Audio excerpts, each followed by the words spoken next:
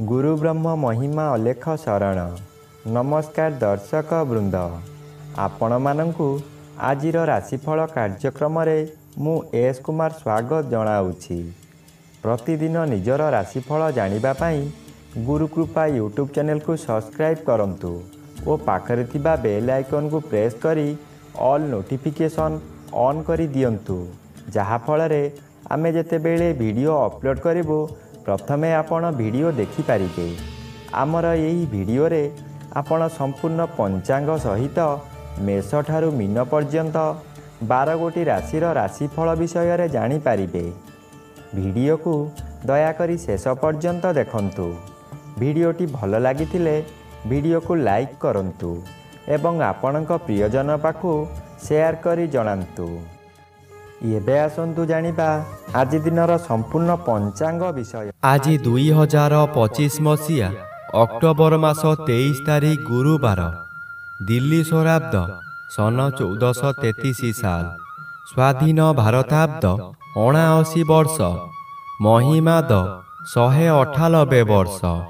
उत्कल गजपति श्री श्री गजपति दिव्यसिंह देव महाराजांकर 69 अंक।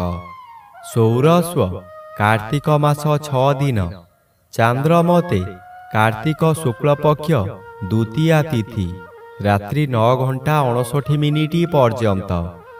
आजिर सूर्योदय विरजा क्षेत्र को 5 घंटा 46 मिनिट, तुला लग्न पूर्णदंड 57 लिता गते उदय।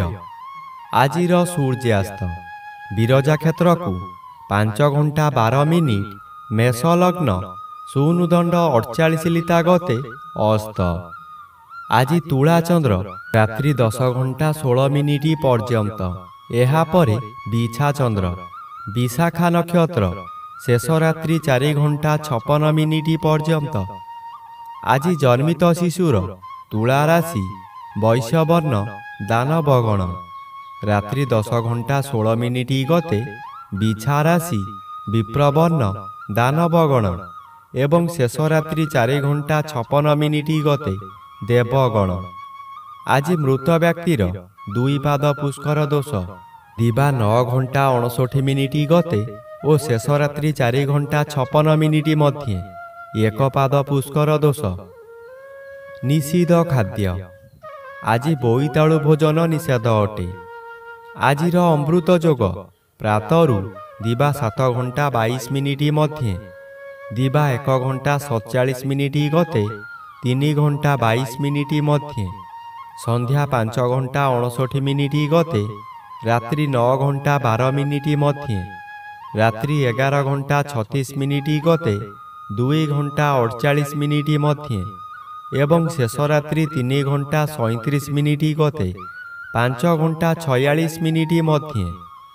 आजिर महेंद्र जोग नाही। आजिर काल बेला एवं 12 बेला, दिवा 2 घंटा 45 मिनिट गते अपराह्न 5 घंटा 12 मिनिट मध्ये। आजिर काल रात्रि रात्रि 11 घंटा 13 मिनिट गते 1 घंटा 7 मिनिट मध्ये। आजिर राहु काल मध्याह्न 1 घंटा 30 मिनिट ठारू अपराह्न 3 घंटा मध्यरे। आजिर घात चंद्र नाही, घात नक्षत्र नाही। रात्रि 9 घंटा 59 मिनिट मध्ये धनु राशि और मीन राशिर घात तिथि, तुला राशि और कुंभ राशिर घात बार। प्रिय बंधुगण, एबे आसंतु जानिबा मेष ठारू मीन पर्यंत 12 गोटी राशिर राशिफल विषय रे। राशिचक्र प्रथम राशि मेष राशि। आज मेष राशि जन्मित व्यक्ति मानक सकाशे सप्तम स्थान रे चंद्र गोचर करुथिबारु शुभ फल मिलिब। आपणक परिवार मध्यरे हस खुशीर उत्तम वातावरण आसीब। यही समय रे आपणक जन्मस्थान ठारू दूररु खुशी खबर मिलिब। आय वृद्धि हेब। स्वामी किंबा स्त्री जणे अन्य जनकु निबिड़ भाव रे भल पाइबे। जहा व्यवसाय करूछंती तहिरे ଆଶାଠାରୁ ଅଧିକ ଆୟ ହେବ। ଭବିଷ୍ୟତ ସକାଶେ ସଞ୍ଚୟ ହେବ। ଏବେ ଆସନ୍ତୁ ଜାଣିବା ରାଶିଚକ୍ରର ଦ୍ୱିତୀୟ ରାଶି ବୃଷ ରାଶି ବିଷୟରେ। ଆଜି ବୃଷ ରାଶି ଜନ୍ମିତ ବ୍ୟକ୍ତିମାନଙ୍କ ସକାଶେ ଷଷ୍ଠ ସ୍ଥାନରେ ଚନ୍ଦ୍ର ଗୋଚର କରୁଛନ୍ତି। ଶୁଭ ଫଳ ପ୍ରଦାନ କରିବେ। ଷଷ୍ଠ ଚନ୍ଦ୍ର ବଳବାନ ଚନ୍ଦ୍ର। ଆପଣଙ୍କ ପରିବାର ମଧ୍ୟରେ ଖାଲି ଆନନ୍ଦ ହିଁ ଆନନ୍ଦ ମିଳିବ। ଯେଉଁ କାମରେ ହାତ ଦେବେ ତହିଁରେ ସଫଳତା ନିଶ୍ଚୟ ପାଇବେ। ବ୍ୟବସାୟ କରୁଥିବା ବ୍ୟକ୍ତିମାନେ ବ୍ୟବସାୟରେ ଆଶାଠାରୁ ଅଧିକ ଲାଭବାନ ହେବେ। ପୂର୍ବରୁ ଆପଣ କରିଥିବା ଋଣ ଏହି ସମୟରେ ପରିଶୋଧ କରିପାରିବେ। ପାଖରେ ଅର୍ଥର ଅଭାବ ରହିବ ନାହିଁ। ଏବେ ଆସନ୍ତୁ ଜାଣିବା ରାଶିଚକ୍ରର ତୃତୀୟ ରାଶି ମିଥୁନ ରାଶି ବିଷୟରେ। ଆଜି ମିଥୁନ ରାଶି ଜନ୍ମିତ ବ୍ୟକ୍ତିମାନଙ୍କ ସକାଶେ ପଞ୍ଚମ ସ୍ଥାନରେ ଚନ୍ଦ୍ର ଗୋଚର କରୁଛନ୍ତି। ଶୁକ୍ଳପକ୍ଷ ହେତୁ ଶୁଭ ଫଳ ପ୍ରଦାନ କରିବେ। ଆପଣଙ୍କ ସ୍ୱାସ୍ଥ୍ୟ ଉତ୍ତମ ରହିବ। ପୂର୍ବରୁ ଯେଉଁମାନେ ହଇରାଣ ହରକତ କରୁଥିଲେ ଏବେ ଆପଣ ଶାନ୍ତିରେ ରହିପାରିବେ। ପଞ୍ଚମ ଗୃହ ଜ୍ଞାନ ଗୃହ ହୋଇଥିବାରୁ ଆପଣଙ୍କର ବିଭିନ୍ନ ଜ୍ଞାନ ବୃଦ୍ଧି ହେବ। ଆପଣଙ୍କ ଉପସ୍ଥିତ ଜ୍ଞାନ ବଳରେ ବହୁ ବଡ଼ ବଡ଼ ବିପଦରୁ ମୁକୁଳି ଯିବେ। ବହୁ କାମରେ ହାତ ଦେଇ ଆପଣ ସଫଳ ହେବେ। ଶୁଭ କର୍ମମାନ କରିବେ। ଏବେ ଆସନ୍ତୁ ଜାଣିବା ରାଶିଚକ୍ରର ଚତୁର୍ଥ ରାଶି କର୍କଟ ରାଶି ବିଷୟରେ। ଆଜି କର୍କଟ ରାଶି ଜନ୍ମିତ ବ୍ୟକ୍ତିମାନଙ୍କ ସକାଶେ ଚତୁର୍ଥ ରବି ବାଧାପ୍ରାପ୍ତ ଓ ଚତୁର୍ଥ ଚନ୍ଦ୍ର ମଧ୍ୟ ବାଧାପ୍ରାପ୍ତ ଅଛନ୍ତି। ଅଶୁଭ ବଦଳରେ ଶୁଭ ଫଳ ମିଳିବ। କୌଣସି ବନ୍ଧୁଙ୍କ ଦ୍ୱାରା ଆପଣ ଉନ୍ନତି ପଥରେ ଆଗେଇ ଚାଲିବେ। ହଠାତ୍ ଅର୍ଥ ବ୍ୟୟ ହେଲେ ମଧ୍ୟ କୌଣସିଠାରୁ ଅର୍ଥ ମିଳିଯିବ। ଆପଣ ଖୁସିରେ ରହିବେ। ମାନସିକ ଅଶାନ୍ତି ପରିବର୍ତ୍ତେ ମାନସିକ ଶାନ୍ତି ମିଳିବ। ହଠାତ୍ କୌଣସି ସ୍ଥାନରୁ ଶୁଭ ଖବର ପାଇ ବିଦେଶ ଯାତ୍ରା କରିପାରନ୍ତି। ମନରେ ଆନନ୍ଦ ଉତ୍ସାହ ଭରି ଉଠିବ। ଏବେ ଆସନ୍ତୁ ଜାଣିବା ରାଶିଚକ୍ରର ପଞ୍ଚମ ରାଶି ସିଂହ ରାଶି ବିଷୟରେ। ଆଜି ସିଂହ ରାଶି ଜନ୍ମିତ ବ୍ୟକ୍ତିମାନଙ୍କ ସକାଶେ ତୃତୀୟ ସ୍ଥାନରେ ଚନ୍ଦ୍ର ଗୋଚର କରୁଛନ୍ତି। ଶୁଭ ଫଳ ମିଳିବ। ତୃତୀୟ ଚନ୍ଦ୍ର ବଳବାନ ଚନ୍ଦ୍ର। ଆପଣଙ୍କ ସ୍ୱାସ୍ଥ୍ୟରେ ଉନ୍ନତି ଘଟିବ। ପୂର୍ବରୁ ଥିବା ରୋଗମାନ ଅପସରି ଯିବ। ଶରୀରର ତେଜ ବୃଦ୍ଧି ହେବ। ଯେଉଁ କାର୍ଯ୍ୟ କରିବାକୁ ଚାହିଁବେ ତହିଁରେ ସଫଳତା ଲାଭ କରିବେ। ହଠାତ୍ ଆପଣଙ୍କର କୌଣସିଠାରୁ ଶୁଭ ଖବର ପାଇ ମନର ବଳ ବୃଦ୍ଧି ହେବ। ବ୍ୟବସାୟରେ ଅଧିକ ଲାଭବାନ ହେବେ। ଧନ ସଞ୍ଚୟ କରିବାର ଦିନଟିଏ। ଏବେ ଆସନ୍ତୁ ଜାଣିବା ରାଶିଚକ୍ରର ଷଷ୍ଠ ରାଶି କନ୍ୟା ରାଶି ବିଷୟରେ। ଆଜି କନ୍ୟା ରାଶି ଜନ୍ମିତ ବ୍ୟକ୍ତିମାନଙ୍କ ସକାଶେ ଦ୍ୱିତୀୟ ରବି ଅଶୁଭ ଓ ଦ୍ୱିତୀୟ ଚନ୍ଦ୍ର ବାଧାପ୍ରାପ୍ତ ଅଛନ୍ତି। ଅଶୁଭ ଫଳ ମିଳିବ। ଆପଣଙ୍କ କାର୍ଯ୍ୟକୁ ବନ୍ଧୁମାନେ ସମାଲୋଚନା କରିବେ। ଦ୍ୱିତୀୟ ଗୃହ ଧନ ଗୃହ ଓ ପରିବାର ଗୃହ ହୋଇଥିବାରୁ ଆପଣଙ୍କ ନିଜ ଲୋକମାନେ ଶତ୍ରୁତା କରିବେ। ବହୁ ଅର୍ଥ ବ୍ୟୟ କରାଇ ଆପଣଙ୍କୁ ବର୍ବାଦ କରାଇଦେବେ। ଆପଣ ହତୋତ୍ସାହ ହୋଇ ପଡ଼ିବେ। ପିଲାମାନେ ଆପଣଙ୍କର ନିର୍ଦ୍ଦେଶର ବିପରୀତ କାର୍ଯ୍ୟ କରି ବହୁ ସ୍ଥାନରେ ଅପମାନିତ କରିବେ। ଏବେ ଆସନ୍ତୁ ଜାଣିବା ରାଶିଚକ୍ରର ସପ୍ତମ ରାଶି ତୁଳା ରାଶି ବିଷୟରେ। ଆଜି ତୁଳା ରାଶି ଜନ୍ମିତ ବ୍ୟକ୍ତିମାନଙ୍କ ସକାଶେ ଶ୍ରୀଚନ୍ଦ୍ର ଗୋଚର କରୁଥିବାରୁ କେତେକାଂଶରେ ଶୁଭ ଫଳ ମିଳିବ। ଘରକୁ କୌଣସି ଅତିଥି ଆଗମନ କରିପାରନ୍ତି। ଗୃହରେ ଖାଇବା ଧୁମଧାମ ହେବ। ନୂତନ ବସ୍ତ୍ର ଆଭୂଷଣ ବ୍ୟବହାର କରିବେ। ଯଦି କୌଣସି ସ୍ଥାନକୁ ଯାତ୍ରା କରିବାର ଅଛି ସ୍ଥଗିତ ରଖନ୍ତୁ। ପଶୁ କ୍ରୟ ବିକ୍ରୟ କରନ୍ତୁ ନାହିଁ। ଖରିଦ କରିଥିବା ପଶୁ ନଷ୍ଟ ହୋଇଯାଇପାରେ। ଆଜି ଗଣ୍ଡଗୋଳ କାର୍ଯ୍ୟଠାରୁ ଦୂରେଇ ରୁହନ୍ତୁ। ଗୃହାରମ୍ଭ କିମ୍ବା ଗୃହ ପ୍ରତିଷ୍ଠା ମଧ୍ୟ କରନ୍ତୁ ନାହିଁ।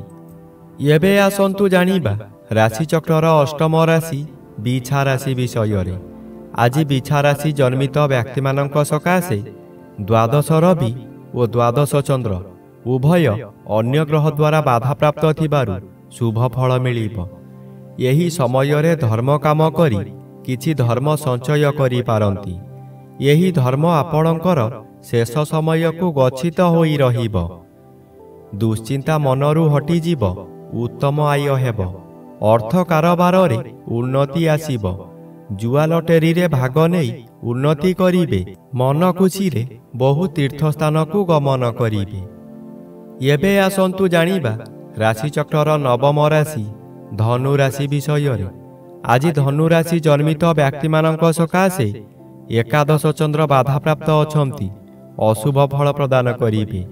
ଘାତ ତିଥି ଅଶୁଭକୁ ବୃଦ୍ଧି କରାଇବ। ପ୍ରତ୍ୟେକ କାର୍ଯ୍ୟରେ ବାଧା ଆସିବ ହିଁ ଆସିବ। ଆୟରେ ହଠାତ୍ କିଛି ସମସ୍ୟା ଦେଖାଦେବ। ଆପଣ ଯେତେ ଚେଷ୍ଟା କଲେ ମଧ୍ୟ ତାହା ହୋଇପାରିବ ନାହିଁ। ଏହି ସମୟରେ ବନ୍ଧୁମାନେ ଆପଣଙ୍କ ବିରୁଦ୍ଧରେ ଯିବେ। କିଛି କ୍ଷତି କରିପାରିବେ ନାହିଁ ସତ, କିନ୍ତୁ ଏପରି ବାଧା ସୃଷ୍ଟି କରିବେ ଯାହାଦ୍ୱାରା ଆପଣ ବିଚଳିତ ହୋଇଯିବେ। ଏବେ ଆସନ୍ତୁ ଜାଣିବା ରାଶିଚକ୍ରର ଦଶମ ରାଶି ମକର ରାଶି ବିଷୟରେ। ଆଜି ମକର ରାଶି ଜନ୍ମିତ ବ୍ୟକ୍ତିମାନଙ୍କ ସକାଶେ ଦଶମ ସ୍ଥାନରେ ଉଭୟ ରବି ଓ ଚନ୍ଦ୍ର ଗୋଚର କରୁଛନ୍ତି। ଶୁଭ ଫଳ ମିଳିବ। ଦଶମ ସ୍ଥାନ କର୍ମସ୍ଥାନ ହୋଇଥିବାରୁ ଆପଣ ନିଜ କର୍ମରେ ତତ୍ପର ହେବେ। ଯେଉଁ କର୍ମ କରିବାକୁ କେହି ସାହସ କରୁନଥିବେ ତାହା ଆପଣ କରି ଦେଖାଇଦେବେ। ଆପଣ ଅଧିକ ଶକ୍ତିଶାଳୀ ହୋଇ ଉଠିବେ। ମନରେ ସାହସ ବଢ଼ିଯିବ। ଗୁରୁଙ୍କର ଆଶୀର୍ବାଦ ମିଳିବ। ପୂର୍ବରୁ କରିଥିବା କର୍ମର ଫଳ ମଧ୍ୟ ଏହି ସମୟରେ ମିଳିବ। ଏବେ ଆସନ୍ତୁ ଜାଣିବା ରାଶିଚକ୍ରର ଏକାଦଶ ରାଶି କୁମ୍ଭ ରାଶି ବିଷୟରେ। ଆଜି କୁମ୍ଭ ରାଶି ଜନ୍ମିତ ବ୍ୟକ୍ତିମାନଙ୍କ ସକାଶେ ନବମ ସ୍ଥାନରେ ଚନ୍ଦ୍ରଗୋଚର କରୁଥିବାରୁ ଅଶୁଭ ଫଳ ମିଳିବ। ଆପଣ ଶୁଭ କର୍ମରେ ଯୋଗଦାନ କରି ବହୁ ଅର୍ଥ ବ୍ୟୟ କରିବେ, କିନ୍ତୁ କାହାରି ପାଖରୁ ପ୍ରଶଂସା ମିଳିବ ନାହିଁ। ଶେଷରେ ଲୋକ ଅସା ହେବେ। ଆପଣଙ୍କୁ ଲୋକମାନେ ପରିହାସ କରିବେ। ଆପଣଙ୍କର ଅସ୍ଥିରତା ପ୍ରକାଶ ପାଇବ। ଆପଣ କ୍ଷୋଭ ପ୍ରକାଶ କରିବେ। ମନରେ ଦୁର୍ବଳତା ପ୍ରକାଶ ପାଇବ। ଆପଣ ଧର୍ମ କରିବାକୁ ଚାହିଁ ମଧ୍ୟ କରିପାରିବେ ନାହିଁ। ବହୁ ସମାଲୋଚିତ ହେବେ। ଏବେ ଆସନ୍ତୁ ଜାଣିବା ରାଶିଚକ୍ରର ଦ୍ୱାଦଶ ବା ଶେଷ ରାଶି ମୀନ ରାଶି ବିଷୟରେ। ଆଜି ମୀନ ରାଶି ଜନ୍ମିତ ବ୍ୟକ୍ତିମାନଙ୍କ ସକାଶେ ଅଷ୍ଟମ ଚନ୍ଦ୍ର ବାଧାପ୍ରାପ୍ତ ଅଛନ୍ତି। ଅଶୁଭ ଫଳ କମ୍ ପ୍ରଦାନ କରିବେ। ଅଷ୍ଟମ ସ୍ଥାନରେ ରବି ଗୋଚର କରୁଛନ୍ତି। ଅଶୁଭ ଫଳ ପ୍ରଦାନ କରିବେ। ଆପଣ ବିଭିନ୍ନ ସ୍ଥାନକୁ ଯାତ୍ରା କରିବେ। ବିବାଦ ଆସିବ, କିନ୍ତୁ ସତର୍କ ରହିବା ଜରୁରୀ। ସତର୍କ ରହିଲେ ବିବାଦରୁ ମୁକ୍ତି ମିଳିବ। ଆଜି ହଠାତ୍ କୌଣସି ବିପଦରେ ଫସିଯିବେ। ମାନସିକ ସ୍ତରରେ ଯନ୍ତ୍ରଣା ପାଇବେ। ରାତ୍ରି ଅନିଦ୍ରା ମଧ୍ୟ ହୋଇପାରନ୍ତି।